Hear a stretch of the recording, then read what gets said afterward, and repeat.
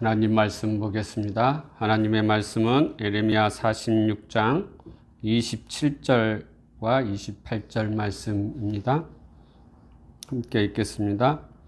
내 종 야곱아 두려워하지 말라. 이스라엘아 놀라지 말라. 보라, 내가 너를 먼 곳에서 구원하며 내 자손을 포로된 땅에서 구원하리니 야곱이 돌아와서 평안하며 걱정 없이 살게 될 것이라.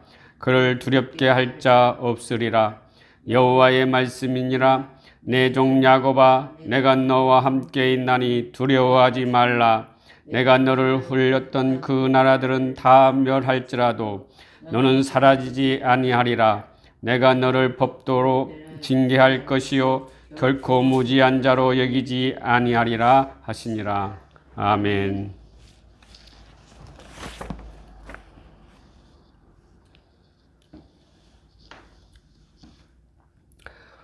지난주에는 함께 고통하시는 하나님이라는 제목으로 말씀을 나누었습니다.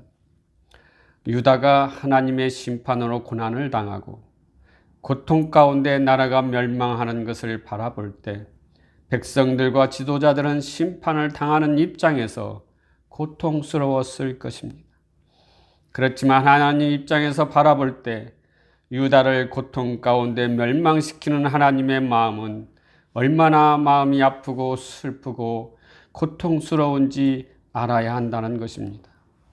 인간의 잘못으로 스스로 심판을 당하는 입장은 죗값을 치르는 일이라 생각하면 되지만 하나님 입장에서는 아무리 죄인이라고 하더라도 자신의 백성을 심판하시는 하나님은 더 고통하시고 아파하신다는 것입니다.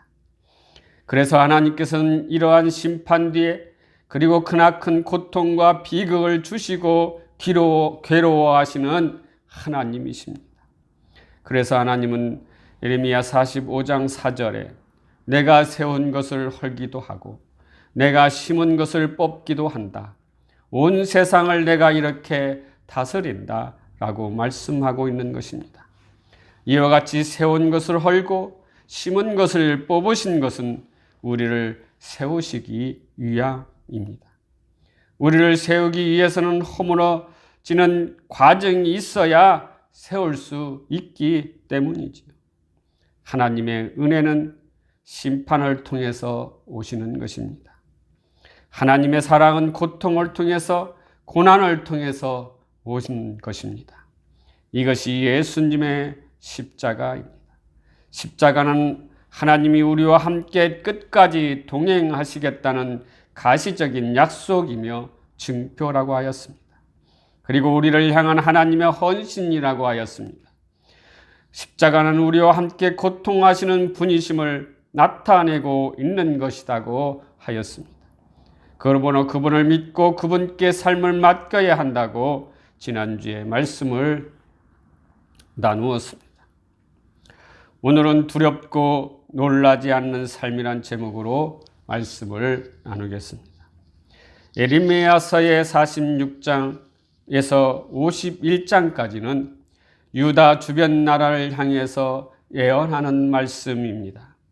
그중 46장은 유다가 가장 많은 영향을 미쳤던 애굽에 대한 심판 예언을 기록하고 있는 말씀이지요. 예레미야는 가장 먼저 애굽에 대한 심판을 예언한 것은 유다가 하나님보다 더 의지했던 애굽의 멸망을 가장 먼저 예언하므로 유한한 세상의 것들을 하나님보다 더 의지하는 것이 얼마나 어리석은 일인지 보여주기 위해서 먼저 기록하지 않았나 생각되는 것입니다.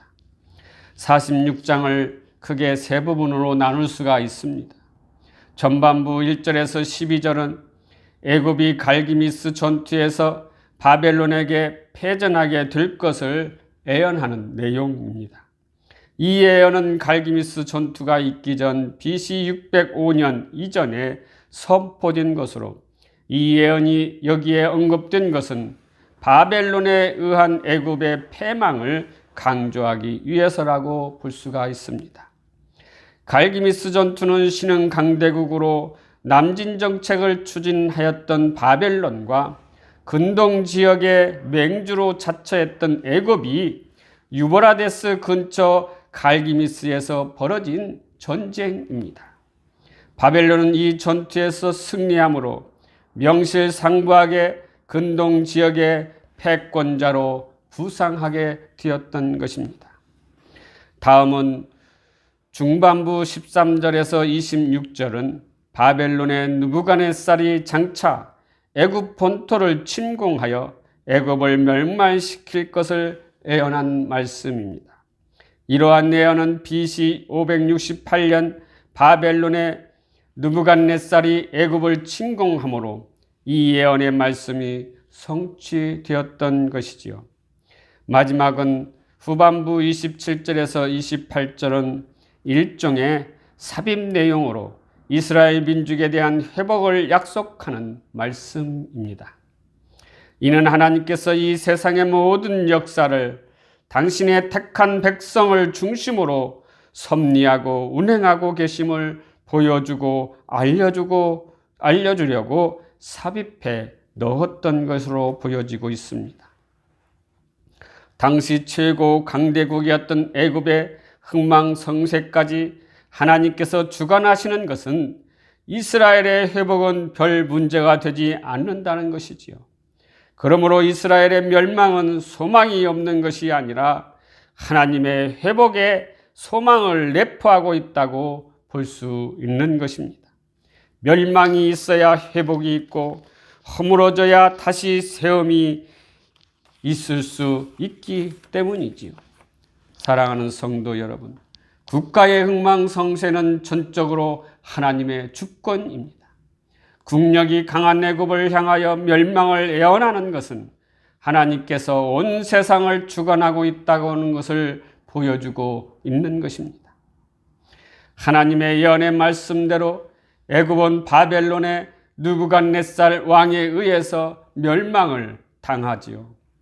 그리고 애굽으로 피신을 하였던 유다 나라도 같이 멸망을 당하고 힘겨운 고난의 길을 가게 되었던 것입니다. 이러한 힘겨운 고난 속에서 포로로 살아가는 것이 두려웠을 것입니다. 그때 하나님께서 두려워 말라, 놀라지 말라, 내가 너를 구원하여 내 자손을 포로된 땅에서 구원하리라 라고 말씀하고 있습니다. 27절 말씀을 보겠습니다. 내 종 야곱아 두려워하지 말라.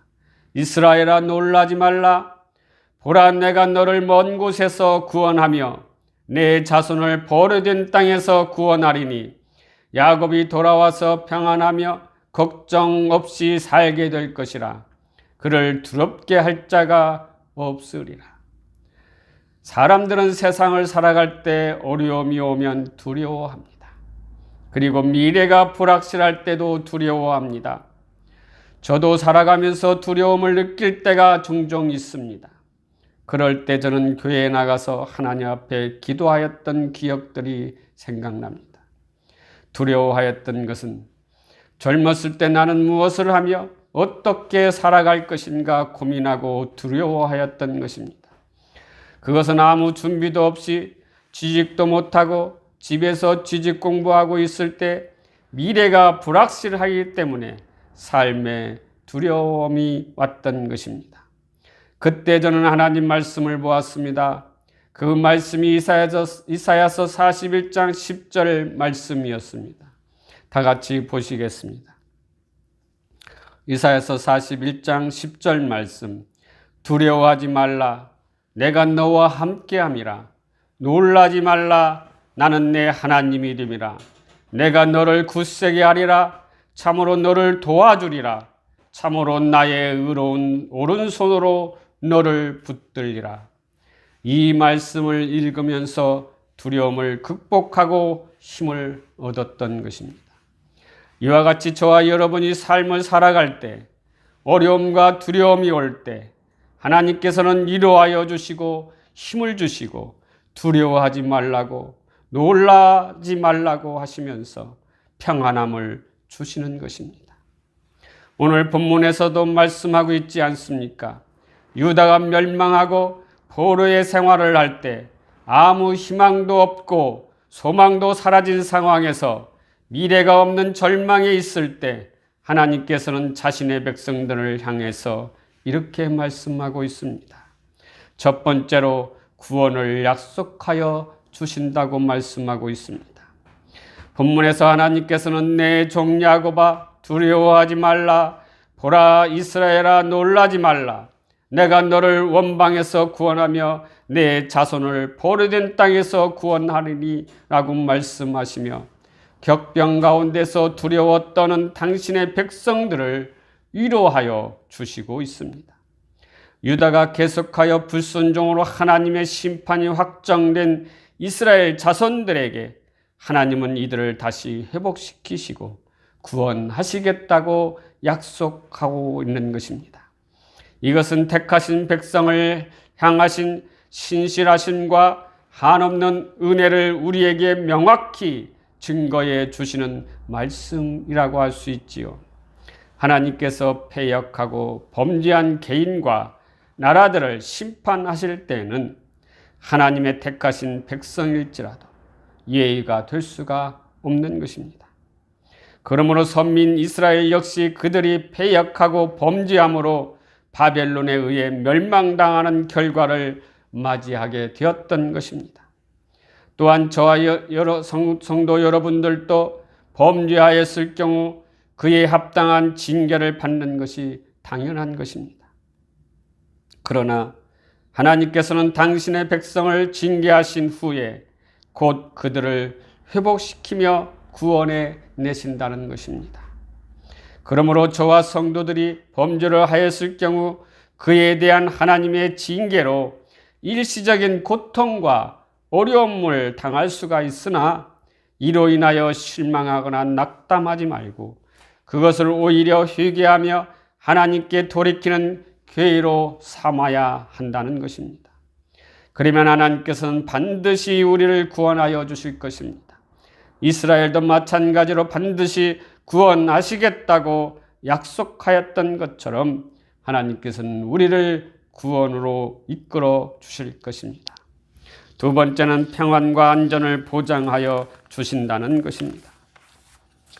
본문에서 우리는 야곱이 돌아와서 평안히 걱정 없이 살 것이라고 하시면서 두렵게 할 자가 없으리라 하나님은 약속하여 주십니다. 사실 이 약속은 당시 상황으로 보아서 대단히 신뢰하기 어려운 약속이었습니다. 그때 중근동 정세는 불안하여 전쟁이 벌어지면 애굽과 메소포타미아의 길목에 위치한 남유다 왕국은 심각한 전쟁의 화를 입을 것이 분명하였던 것입니다. 그러나 하나님께서는 약속을 지켜서서 징계하시는 가운데서도 그 백성을 다 멸하시지 않고 비록 남유다 왕국은 멸망했을지라도 당신을 신뢰하는 예레미야와 백성들을 안전하게 보호하셨던 것입니다. 또한 바벨론의 포로로 잡혀갔던 자들도 오히려 남유다 본토에 남아있는 자들보다 더욱 편안한 생활을 할 수 있게 해 주셨습니다. 이와 같이 하나님은 항상 당신의 백성들을 지켜보시며 보호해 주시고 계시는 것입니다. 다윗이 시편에서 고백하였던 것처럼 이스라엘을 지키시는 하나님은 졸지도 주무시지도 않으시는 분이시다 라고 말씀하고 있지 않습니까? 시편 121편 4절에서 7절을 보시겠습니다. 이스라엘을 지키시는 이는 졸지도 아니하시고 주무시지도 아니하시리로다. 여호와는 너를 지키시는 이시라. 여호와께서 내 오른쪽에서 내 그늘이 되시나니 낮에 해가 너를 상하게 하지 아니하며 밤의 달도 너를 해치지 아니하리로다. 여호와께서 너를 지켜 모든 환난을 면하게 하시며 내 영혼을 지키시리로다. 이스라엘이 각종 불화와 전쟁과 질병과 사고의 소문으로 이미 평안함을 찾아보기 어려운 상황에서 하나님만 의뢰하는 자는 폭풍 속에서도 고요히 잠을 청할 수 있을 것입니다. 그러므로 졸지도 않으시고 주무시지도 아니하시는 하나님이 우리를 철통같이 지키시고 보호해 주시기 때문에 저와 여러분은 오직 하나님만을 믿고 신뢰하는 여러분들이 다 되시기를 주님의 이름으로 기원합니다. 세 번째는 임마누엘의 약속을 해 주셨습니다. 본문 28절에서 하나님께서는 나 여호와가 말하노라 내 종 야곱아 내가 너와 함께하나니 두려워 말라 선언하고 계십니다.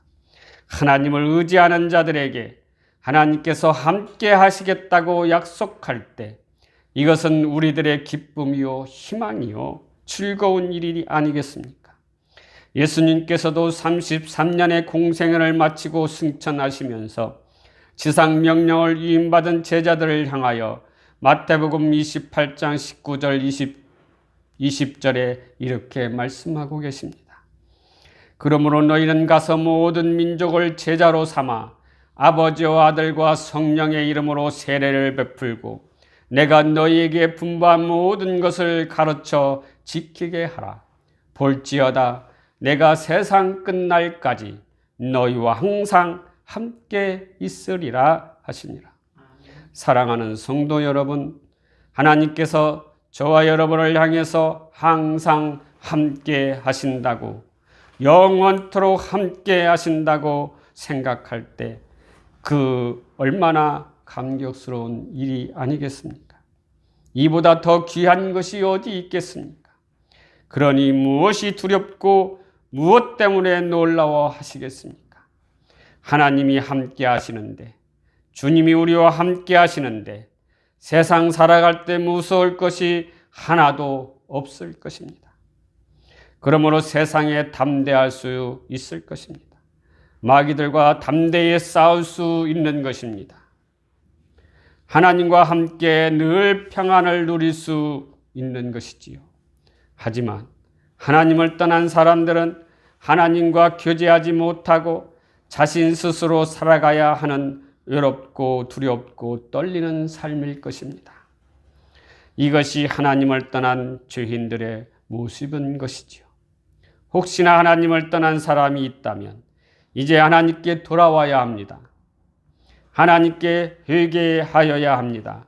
하나님께서는 분명히 문 밖에 서서 집 나간 탕자가 돌아오시기를 고대하면서 기다리고 계시는 것처럼 우리를 향하여 기다리고 계실 것입니다. 그러므로 아무리 절망 가운데 있어도 아무리 힘든 상황이 있다 하여도 하나님이 함께 하신다면 이는 어떠한 어려움과 두려움도 극복하실 수 있을 것입니다. 그러니 임마누엘 하나님을 의지하고 그분을 믿고 따르는 모든 성도들이 되시기를 주님의 이름으로 기원합니다. 아멘. 기도하시겠습니다. 사랑의 아버지 하나님, 은혜와 사랑을